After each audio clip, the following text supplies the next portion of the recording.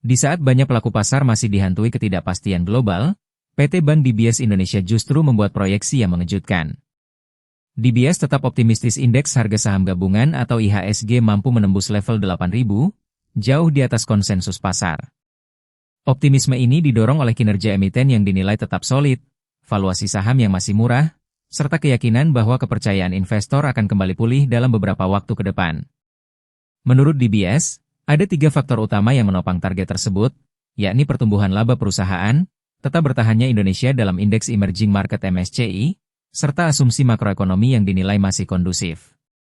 Meski rupiah diproyeksikan berada di kisaran Rp18.000 per dolar Amerika dan pasar global masih dibayangi berbagai risiko, DBS menilai IHSG saat ini berada di level undervalue sehingga memiliki peluang besar untuk bangkit dan mengejar ketertinggalannya dibandingkan bursa saham di kawasan Asia. Komisi Pemberantasan Korupsi menanggapi usulan kasus yang menjerat mantan Jaksa Agung Muda bidang tindak pidana khusus Kejaksaan Agung Febri Adriansyah dilimpahkan ke KPK. Juru bicara KPK Budi Prasetyo menilai KPK memantau kasus Febri Adriansyah yang masih pada tahap awal dan belum memerlukan intervensi langsung berupa pengambil alihan.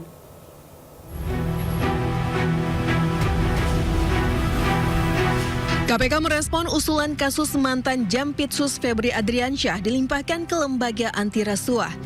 Juru bicara KPK Budi Prasetyo meminta publik untuk terus memantau perkembangan 3 kasus korupsi yang menjerat Febri. Di sisi lain, KPK menghormati pelimpahan perkara dari polisi ke kejaksaan. KPK meyakini penyidik kejaksaan akan bersikap profesional menangani perkara tersebut.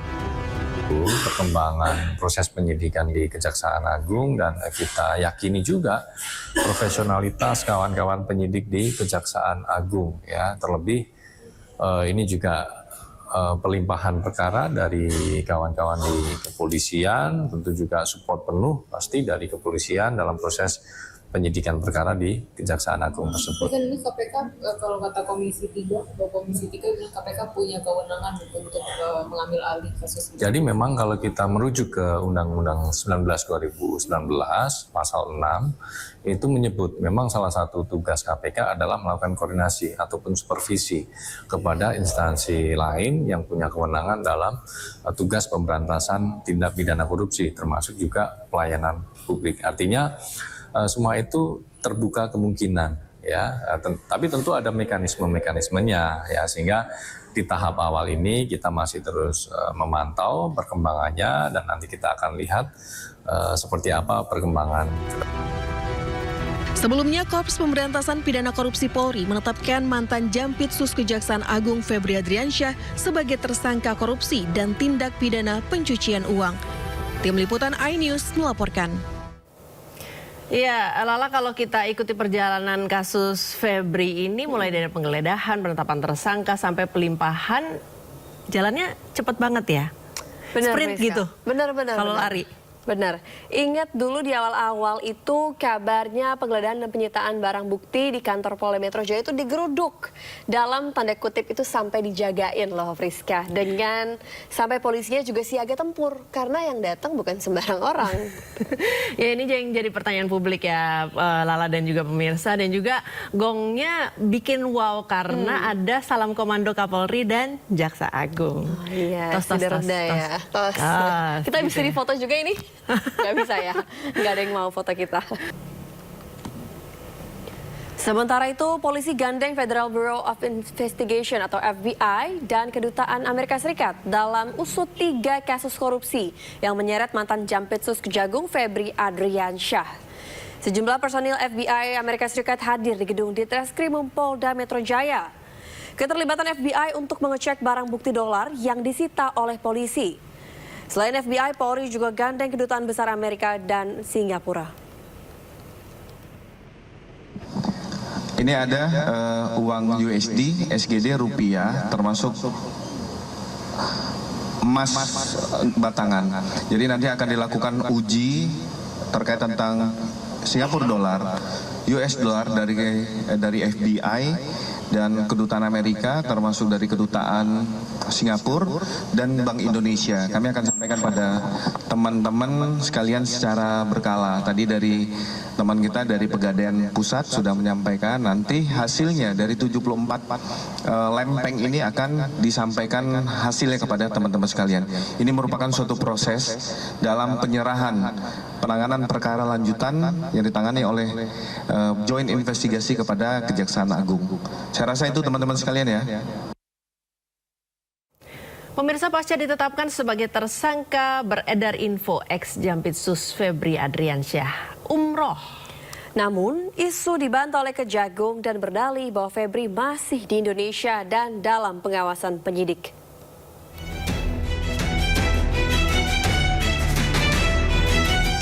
Usai rumahnya digeledah dan ditetapkan tersangka, keberadaan mantan Jampitsus Febri Adriansyah pun jadi tanda tanya. Apalagi hingga kini Febri belum ditahan. Namun Kepala Pusat Penerangan Hukum Kejaksaan Agung Anang Supriyatna memastikan Febri berada di Indonesia. Dan terkait dengan yang disampaikan terkait dengan inisial FA itu, yang jelas yang bersangkutan masih ada di Indonesia, tidak keluar negeri dan kooperatif dan dalam pantauan penyidik. Nggak benar itu, gimana mau umroh? Sudah dicekal oleh penyidik semula juga. Kami pastikan ada di Indonesia, tidak di luar negeri dan sudah dicekal. Dan dalam pantauan penyidik juga. Febri muncul pertama kali ke publik pada Jumat 10 Juli lalu. Dengan percaya diri, Febri memastikan dirinya masih menjabat sebagai Jampitsus dan masih menangani sejumlah kasus, salah satunya makan bergizi gratis. Febri juga membantah memiliki keterkaitan bisnis dengan kafe yang digeledah polisi. Febri pun membantah uang yang berada di rumahnya disentul miliknya. Namun, sehari setelah pernyataannya, Kejagung mengumumkan Febri mundur dari jabatannya sebagai Jampitsus. Di hari yang sama, polisi menetapkan Febri sebagai tersangka. Ia diduga terlibat kasus korupsi dan pencucian uang terkait batu bara PLTU, Asabri, dan Krakatau Steel.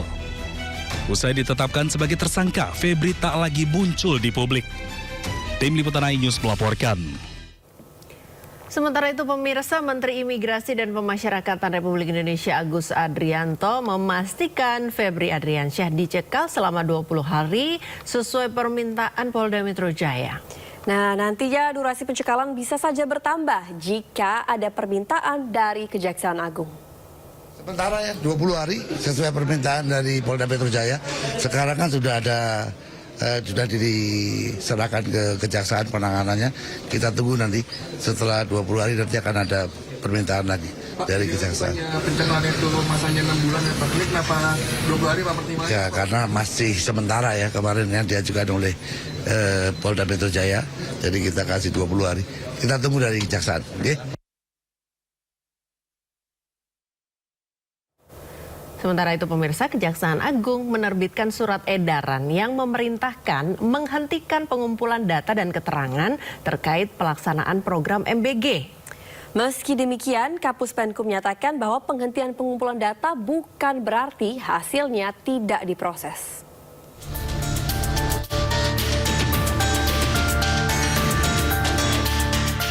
Kejaksaan Agung menghentikan pengumpulan data dan keterangan terkait program makan bergizi gratis yang bermasalah. Melalui Direktur Penyidikan pada Jampitsus, menerbitkan surat edaran yang menginstruksikan Kejaksaan Tinggi di seluruh Indonesia untuk menghentikan seluruh kegiatan pengumpulan data dan keterangan berkaitan dengan